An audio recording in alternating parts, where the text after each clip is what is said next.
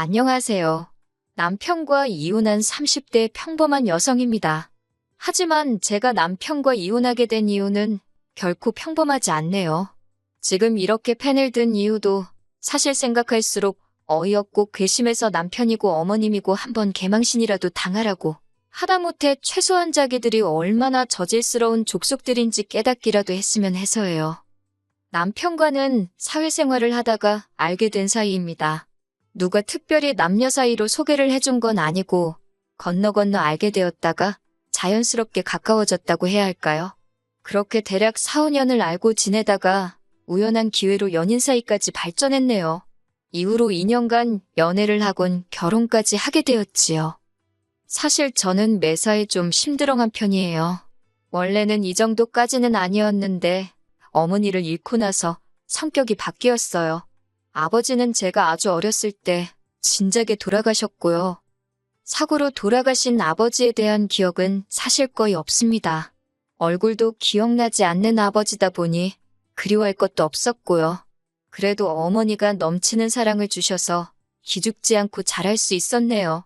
하지만 그런 어머니께서도 제가 대학에 들어가고 얼마 지나지 않아 세상을 떠나셨어요. 아마 아버지의 빈자리까지 채워주시려고 남들 하는 고생을 2배, 3배로 하셨던 탓이었겠지요. 그리고 그날은 유난히 화창한 날이었는데 어머니 얼굴색은 그렇지 못했습니다. 저는 어머니의 평소보다 훨씬 피곤해 보이는 모습에 걱정이 되어 병원에 가보시라 했지요. 사실 저희 어머니가 당신 건강에 있어서는 자부심도 엄청나셨고 고집도 한 고집 하셨거든요. 그런데 그때는 당신도 뭔가 이상하다 느끼셨는지 제 이야기를 듣곤 바로 병원에 가시대요. 그리고 며칠 뒤 어머님께선 유방암 말기 진단을 받으셨습니다. 손쓰기도 힘들 만큼 이미 여기저기 전이까지 되었다고요. 그리고 이후로 1달도 못 버티고 세상을 떠나셨어요. 갑자기 생각지도 못한 상황이 눈앞에 닥치니까 하늘이 무너진 것처럼 슬프고 괴롭고 그런 어머니의 상태를 진작에 알아채지 못한 제 자신이 너무 원망스럽대요. 게다가 이제 어디서 뭐부터 시작해야 할지도 모르겠더군요. 저희 어머니는 3남 2녀 중 맞으셨는데 맞이이자 딸이라는 이유로 큰 희생을 강요당하셨습니다. 고등학교도 마치지 못하고 혼자 서울로 올라와 온갖 고생을 하며 돈을 버셔야 했는데 그 돈은 고스란히 삼촌들의 학비로 들어갔지요. 그러다 저희 아버지를 만나 간신히 가정을 이루셨던 건데 아버지는 하루아침에 세상을 떠나셨으니 저희 어머니 팔자도 참으로 박복하네요. 그렇게 고생만 하다 가신 어머니의 장례를 어떻게 치러드려야 할지 솔직히 이제 막 20살이 된 제가 알면 뭘 얼마나 알았겠어요.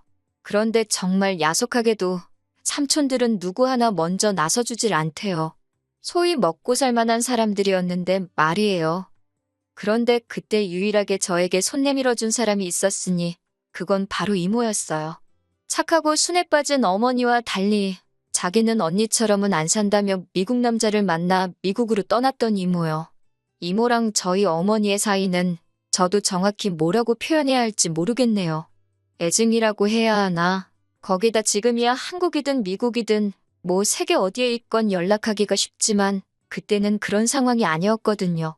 그렇다고 돈이 많아서 뭐 내킬 때마다 오갈 수 있는 것도 아니었고 그런데 이모에게 어렵게 어머니의 사망 소식을 알리니 한달음에 한국으로 와주었습니다.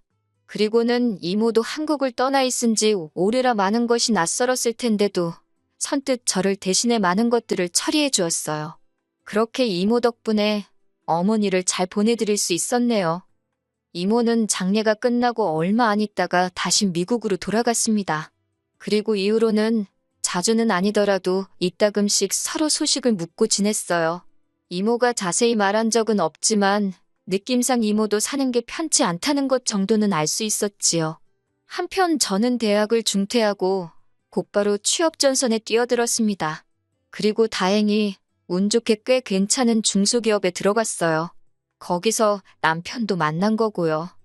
남편에게는 연애를 시작하고 얼마 지나지 않아 진작에 제 가족관계라던가 소위 약점이 될 만한 건 다 까놓고 말했습니다. 앞서 언급했다시피 매사에 심드렁해지다 보니 싫다는 사람 나도 싫고 간다는 사람 나도 안 잡는다는 식으로 성격도 변해 있었거든요. 그런데 다행이라고 해야 할지 제 이야기를 들은 남편이 저더러 힘들었겠다며 이제 자기가 저에게 힘이 되어주고 싶답니다.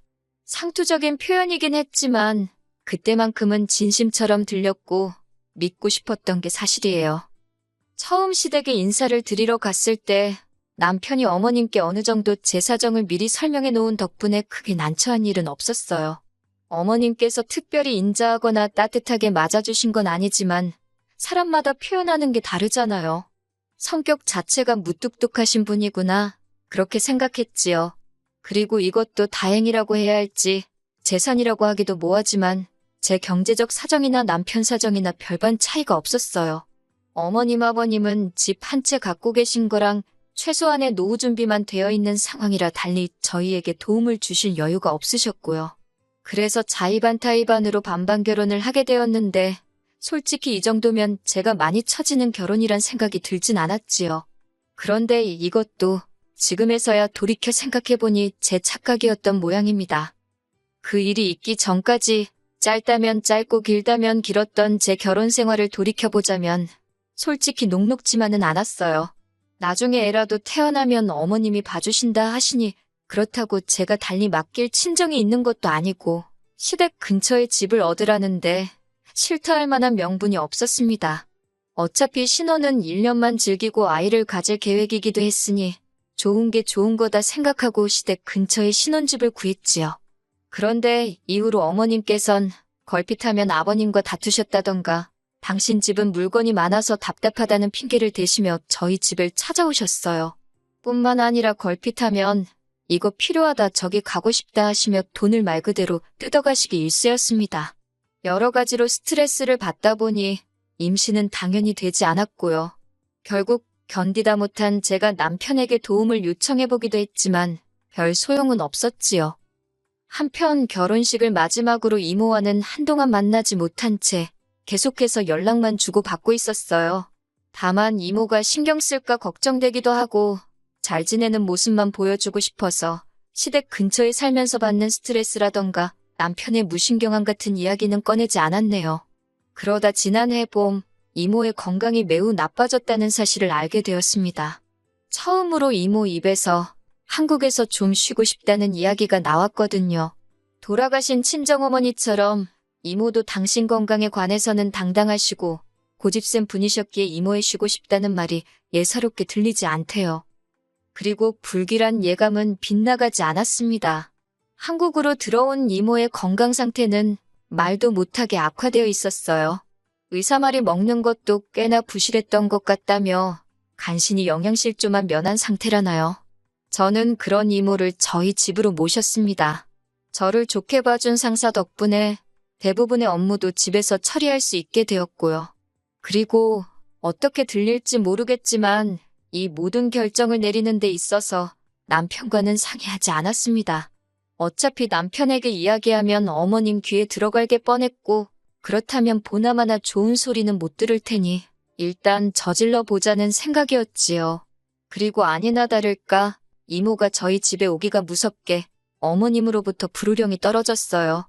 어머님께선 저더러 이게 네 집이냐고 왜 네 마음대로 하느냐고 당신 아들이 헛수아비로 보이냐면서 당장 이모를 내보내라대요. 그 말을 듣는데 순간 울분이 치솟아서 그럼 뭐 저는 어머님 눈에 헛수아비라서 그렇게 시도 때도 없이 드나드신 건가요? 열받은 저도 지지 않고 반반 결혼했으니 저한테도 절반의 권한이 있다. 어머님은 언제 저한테 물어보시고 저희 집 드나드셨냐고 따졌습니다. 그때 처음으로 어머님께 할 말은 했던 것 같아요. 아픈 이모긴 했어도 내 가족이 와 있다 생각하니 솔직히 기가 좀 사른 것도 있었지요. 어머님도 처음 보는 제 모습에 당황하셨는지 화가 한풀 꺾인 눈치였네요. 그렇다고 뭐 구박을 그만두신 건 아닙니다. 이후로도 피둥피둥 살이 오른 제 남편을 앞에 보면서 제가 이모한테 신경 쓰느라 남편한테 소홀해서 얼굴이 반쪽이 됐다는 소리를 아무렇지 않게 하시는 분이셨거든요. 한편 그렇게 이모와 함께 산 지 석 달이 좀 지났을 때였어요. 이모가 저한테 할 말이 있다는데 정말 얼굴이 하얗게 질려서는 말도 못하게 상태가 안 좋더라고요. 119에 연락을 하고 5분인지 10분인지 짧았지만 저에겐 연것 같던 시간을 기다리는데 이모가 저더러 혹시 당신이 잘못되면 당신 여행 가방에 노란 주머니가 있다고 꼭 저더러 그걸 챙기랍니다. 저는 그런 이모가 너무 야속해서 왜 그런 소리를 하느냐고 성질을 냈지요. 이모는 바로 중환자실로 옮겨졌고 의사 말로는 전반적으로 다 안 좋아서 어디부터 손을 써야 할지도 모르겠답니다. 마음의 준비를 하라는 의사의 말에 심장이 터질 것 같더라고요. 그래도 이제는 더 이상 20살에 아무것도 모르던 울보가 아니었으니 굳게 마음을 먹고 어떻게 이모를 잘 보내드릴 수 있을지 하나씩 준비를 시작했습니다. 그렇게 이모가 중환자실에 들어가 있은 지 일주일쯤 되던 날이었어요. 이때 저는 거의 집에는 들리지 않고 병원에서 숙식을 해결하는 정도였는데 이게 당연히 저희 어머님 눈에는 곱게 보일 리가 없었겠지요. 하지만 저도 할 말은 있습니다. 이모는 저에게 유일한 친정 식구였고 그 사실을 남편은 물론이고 어머님 아버님도 잘 알고 계셨어요. 그런데 셋 중 그 누구도 이모님 건강이 어떤지 상태는 호전되고 있는지 묻는 사람이 없었거든요. 그러니 저라고 그 와중에 집안일이며 살림이 뭐 신경 쓰이기나 했겠어요? 어머님 기분도 제 알 바가 아니었고요. 정말이지 그때 저 결혼 생활에 엄청난 회의감을 느끼고 있었네요. 그런 와중에 찾아오신 어머님은 서운하게 듣지 말라며 저한테 따끔하게 할 말이 있답니다. 그래놓고 하신다는 소리가 이모 장례는 어떻게 할 거냐고 그래요. 그래서 저는 뭐 숨기고 말고 할 것도 없이 솔직히 말했습니다. 남들보다 더 좋게는 못 해드리더라도 남들 하는 만큼은 해서 보내드릴 생각이라고요. 그랬더니 어머님이 그게 돈이 얼마가 드는 줄 알고 하는 소리냐입니다. 순간 제 귀를 의심했어요. 이 와중에 돈이라니 무슨 말씀이 하고 싶은 건가 싶어서요. 그리고 어머님은 계속해서 말을 이어가셨습니다. 저희 이모 장례식 치러주면 뭐 올 사람이나 있냐입니다. 와서 부의금 낼 사람이 몇이나 되냐고요. 장례는 원래 들어오는 부의금으로 치르는 건데 올 사람도 없는데 어쩌려고 그러냐면서 그러면서 하는 말이 그냥 화장이나 하고 간단하게 정리하랍니다. 사람이라면 저런 소리를 저렇게 거리낌 없이 할 수가 있나? 그 생각에 소름이 끼치더군요. 결국 제가 어머님더러 그딴 소리나 하실 거면 기분 나쁘니까 병원에 오지 마시라 했습니다. 부의금이고 나발이고 전 신경 안 쓴다고 제 돈으로 하면 된다고요. 그랬더니 어머님께서 부부 사이에 네 돈 내 돈이 어딨냐며 저더러 웃긴답니다. 제가 벌었어도 공동재산이니까 그렇게 마음대로 쓰면 안 된다나요. 참다 못한 제가 그럼 어머님이 그간 뜯어가신 돈이나 돌려달라고 그리고 어머님은 엄밀히 제3자시지 않냐고 그러니 그 공동재산을 이렇게 쓰던 저렇게 쓰던 신경 끄시라 했습니다. 그리고 결국 며칠 뒤 이모는 세상을 떠났어요. 어머님 아버님은 제 행동과 언행이 괘씸했다는 이유로 장례식에 오지 않으셨지요. 남편 또한 자기가 저희 이모 장례식에 참석하면 어머님과 제 사이가 더 나빠질 거라는 말도 안 되는 핑계를 대며 얼굴만 비추고 갔고요. 이모가 이 꼴을 보면 무슨 생각을 할까? 착잡하기도 하고 분하기도 하고 여러 가지로 복잡한 심정이었네요. 그렇게 이모를 보내주고 저는 남편과 정말 크게 다퉜습니다. 남편이 먼저 저더러 장례식 비용으로 얼마나 썼냐길래 네 돈 달라고 안 하니까 묻지 말라 했거든요. 그런데 남편은 저더러 말을 그따위로 하냐며 시비를 걸었고 저는 저대로 어머님이 돈 가지고 한 소리가 있었으니 남편 질문 자체가 잘못된 거라고 응수했어요. 그러다 제가 1,000만 원 넘게 들었다 하니 남편이 저더러 미쳤답니다. 절 낳아주고 키워준 사람도 아닌데 돈이 썩어나냐고요. 그래서 내가 제일 힘든 순간에 옆에 있어준 사람이라고 그러니 난 하나도 아깝지 않다 했지요. 하지만 남편은 계속해서 그놈의 머리통만 이리저리 저어대며 한다는 소리가 그러면 자기도 자기 어머님 1,000만 원 드리겠답니다. 그래야 공평한 것 같다고요. 그때 그나마 정말 실오라기처럼 남아있던 정내미가 뚝 끊어지는 게 느껴졌어요. 경제학과 나왔다더니 뭘 처배운 건가? 별 생각이 다 들었지요. 그리고 순간 제 입에서 이혼하잔 소리가 튀어나갔습니다. 그런데 막상 뵙고 나니 아차 싶기보단 그래 진짜 이혼해야겠다. 오히려 확신이 들대요. 남편도 저더러 진심이냐 한번 묻더니 그러잡니다. 그래놓고 한다는 소리가 이모한테 이러면 다음에는 또 누가 어디서 튀어나올지 아냐면서 자기도 이번 일로 저한테 실망을 많이 했대요. 결혼을 했으면 이제 저는 이 집 사람인데 고작 이모 때문에 어떻게 시어머니인 자기 어머니한테 막말을 할 수가 있냐면서.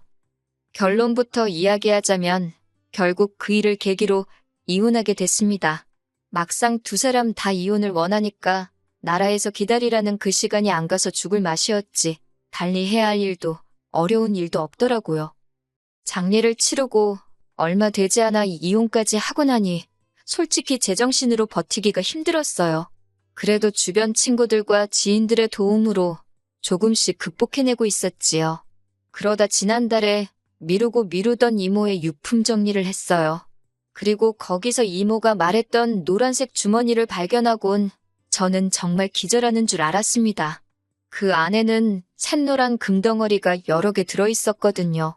어떤 건 열쇠 모양을 하고 있고 아주 작지만 두꺼비 모양도 있었고 게다가 제법 알이 큰 다이아가 박힌 보석들도 여러 개 있더군요. 하지만 그것들 사이로 더 눈에 띄는 것이 있었으니 그건 바로 이모의 글씨체가 적힌 메모 한 장이었습니다. 이모는 진작부터 가까이서 저를 보살펴주지 못해서 미안하다며 그런데도 이렇게 제가 당신을 챙겨줘서 고마울 뿐이라 했습니다. 그리고 덧붙이기를 얼마 되지 않겠지만 이모가 알뜰살뜰 모은 재산이라고 언젠가 저에게 도움이 되면 좋겠다는 사실 더 구구절절한데 그러면 제 사연을 못 끝낼 것 같네요. 에휴. 아무튼 금은방에 가서 물어보니 금은방 주인분도 꽤나 놀란 표정으로 금만 내도 몇 천만 원치는 될 거랍니다. 이모가 남긴 것들은 팔지 않을 거예요. 사실 친정어머니는 그 흔한 귀걸이 한쪽도 남기고 가신 게 없어서 그게 저에겐 늘 한이었거든요. 그래서 이모가 남겨준 선물은 저에겐 무엇과도 바꿀 수 없는 의미가 있지요. 살다가 힘든 순간순간 이렇게 나를 생각해주는 사람이 있었다는 그 사실이 그리워질 때 한 번씩 들여다볼까 해요. 그리고 사람이 마음을 곱게 써야 한다는 말이 참으로 맞는 말입니다. 아버님이 얼마 전 중풍으로 쓰러지셨다대요. 중풍 때문에 돌아가시고 그러진 않겠지만 전 왠지 어머님의 업보로 아버님이 벌을 받는 것 같단 생각이 들어서 하긴 부의금 들어올 곳이 많으실 테니 걱정은 없으시겠네요.